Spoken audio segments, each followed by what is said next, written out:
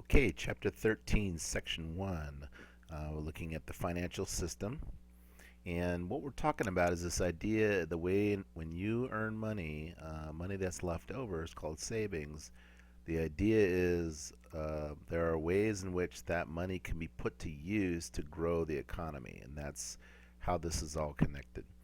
Okay, so let's just we have banks, right? But there's other institutions or other entities, government businesses, things like that that also deal with money and they take money in.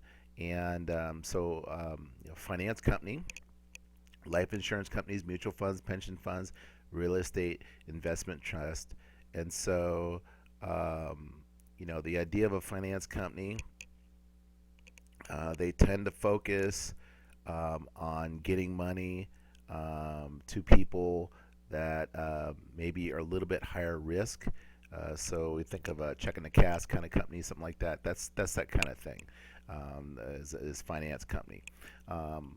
And insurance, life insurance, as well all insurance, it's essentially a pool of money to cover emergencies. So what the company is hoping is that they don't have to pay out. They can collect the premium, and then when something happens, an emergency happens, then they pay out the premium for insurance. Okay, so there's life insurance, car insurance, fire insurance, earthquake insurance, you name it, there's some type of insurance that covers it. A mutual fund, and we've been working with stocks this year. The idea of a mutual fund is a way to spread out your investment in stocks over many, many companies. And so you're alleviating some of the risk by doing that. And it's one way with a low amount to invest in many companies because stock prices can be kind of high. It is your way to buy a tiny slice of one share of a company. A pension fund is essentially a pool of money for retirees. So the idea is you put money in, and that money is often held for you and then paid out for you when you retire. And the idea is they have to take that money and then invest it and things like that to build that money so that more money is available for you. If the company collapses where there was a pension, sometimes that money is guaranteed, sometimes not. The government can take over a pension if it's not working correctly. And where we tend to see more pensions now are for government workers. So I, as a teacher, I have a pension that's backed by that is set up and run by the state of California. I pay in a certain amount. They also pay in a certain amount also. And once I have done a certain number of years of service, then I'm eligible to start pulling out at age 65 or whenever I retire. A real estate investment trust is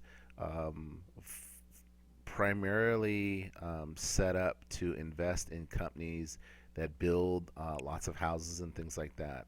And so it's just one way to pool money into real estate. Okay.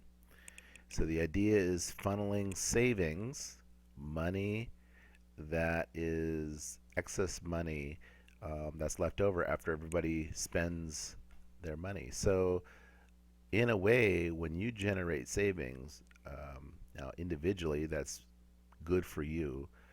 But when money is generated, excess money, and you just keep the money in the bank or wherever, then the bank puts that money to work. So that money goes into fueling business expansion as companies expand, open up new stores, hire new people. They often have to borrow money to make that happen, and that leads to hiring and pay raises, and eventually system wide that can lead to increased demand for products.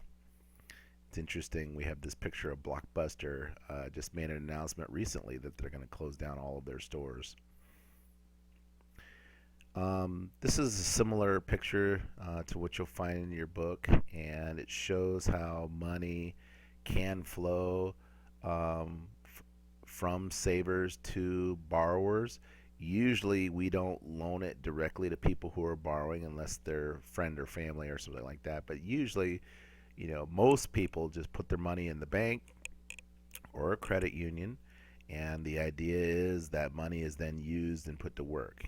But you got to understand, when money is put into all of these intermediaries, banks, credit unions, life insurance, mutual funds, real estate, investment trusts, finance companies, when that money goes in there, then they get that money to people or government or businesses that want to borrow that money.